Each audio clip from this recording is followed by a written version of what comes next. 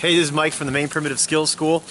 I just want to share with you some navigational pieces to the trees in our forest. When we look at the forest as a whole, we're looking for those old trees towering above the rest of the forest, and we're taking into account not just one or two, but we want to use 5 to 8, maybe even 12 trees to get our bearings. And you're not looking for specific degrees, you're looking for an arc of about 10-15 degrees. So we're not looking for a specific point to go to using limb lean. We're looking for, let's make it to the river's edge because we know it's west of us, or let's go to Route 3 because we know it's 3.5 miles south of us. With regard to primitive navigation, we're talking about tendencies. A tendency is something that occurs about 80% of the time, but that leaves variations.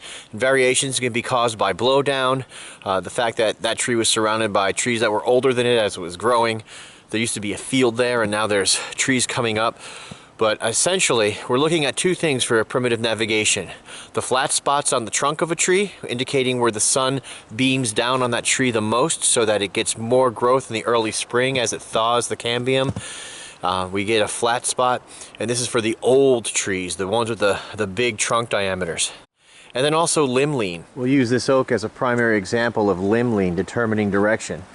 We picked one of the more mature trees in the forest, and you can see where it looks like a check. The branches to the south are more horizontally angled, in this case 45 degrees here, and the branches to the north are more vertically angled. And that's pretty consistent all the way up. In fact, it gets more extreme. Now we're pretty true to horizontal as we get to the top, and the branches on the north are still angled more steeply to the vertical. If you divide the biomass of this tree directly in half or use the trunk, you'll notice there's many more branches on the right side, or the south-facing side, than on the left side. We want to look at the older trees for limb growth. And you can see these wide, sweeping horizontal branches on the tallest of the trees in the forest.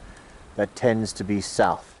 If you see a tree that's symmetrical, then you're either looking at it from the north or the south. So you're going to have to walk around that tree until you find where the most biomass is, either on the left or right hand side of that tree, to determine which way south is.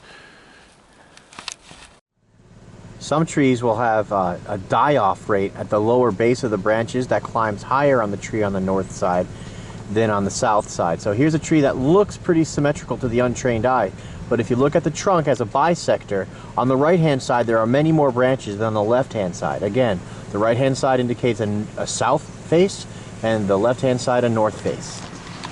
So here is an example of a colony of white pine trees. Now, one of the disruptors to the tendency of limbs growing thicker and more horizontal to the south is that when trees grow together, they tend to grow as a single organism. So we can take this patch of white pine and look at the right-hand side and see more horizontal and lush growth compared to the extreme left-hand side, which is more sparse and vertical growth. Beyond that is the more native approach, which is where are we going to build our shelter, where are we going to find our place for fire making, and where's the nearest source of water, which was covered in previous videos. It's pretty typical red squirrel tracks leading to a hemlock. Hemlocks are red squirrel's favorite habitat. In fact, the hemlocks are so predictably red squirrel that it's also the preferred hunting ground for the fisher.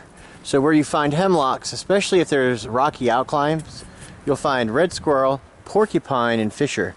See, the fisher eats both porcupine and red squirrel. We're a little worried about the woolly adelgid coming this far north and wiping out the hemlocks, because hemlocks provide this ecosystem, not just because of the cones it provides for the red squirrels and the cambium layer that the porcupines love so much, but because it takes the heat of the day. It's the darkest needled leaf tree in the forest, and hemlocks create a thermocline underneath their canopy, which means during the heat of the day it's cool underneath the hemlock canopy, the dark or black forest, if you will, and then during the night it's warmer. This is why deer, ask any hunter, deer love to yard up under thick hemlock stands. These Pinaceae provide us with food, medicine, fire year-round.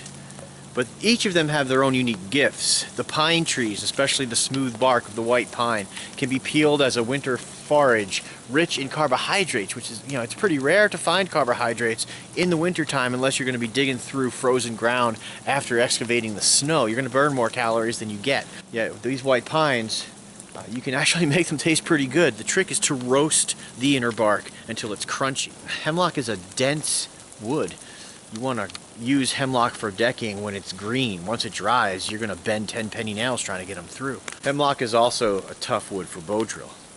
I wouldn't recommend it. It's too gnarly and knotty and dense. Spruce is the Cadillac of trees for digging up rootlets to make cordage or baskets. I mean, if I had to choose a needle leaf tree rootlet for my bow drill set, it would hands down be a spruce. This is what we use to sew our birch bark containers and our birch bark canoes together.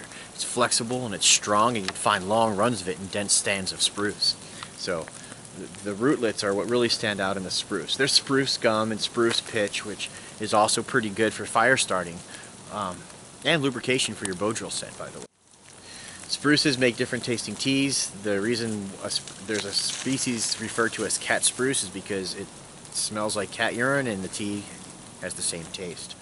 So smell your spruce and then take a little nibble to see if it's something you want to make a tea out of. But they're all rich in pycnogenols and pinines and scorbutic acids and the phytochemicals that allow our bodies to absorb those nutrients that they contain, vitamins that they contain. So you want to really look at the spruces as like a salad bar, a buffet, where the food and the tea that you're consuming is your medicine. Because, folks,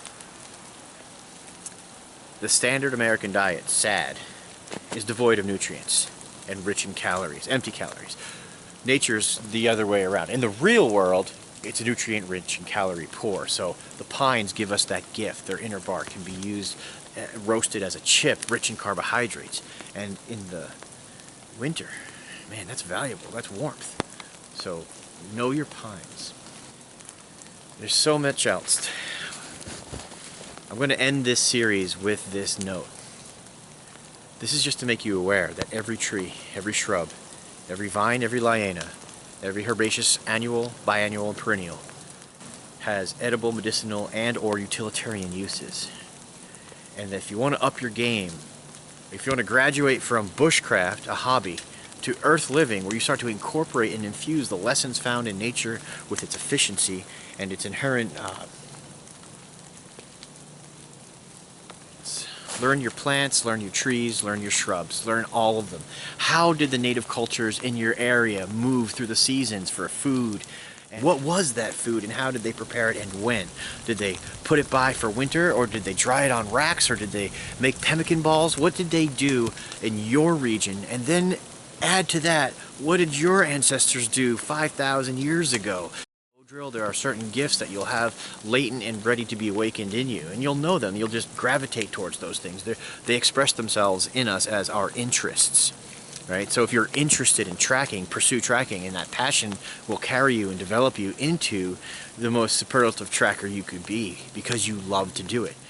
If you want more on any of this, these hard skills, these soft skills, and how they complement each other, come to the Earth Living class, come to an awareness class, come to an open house. Just come visit the school.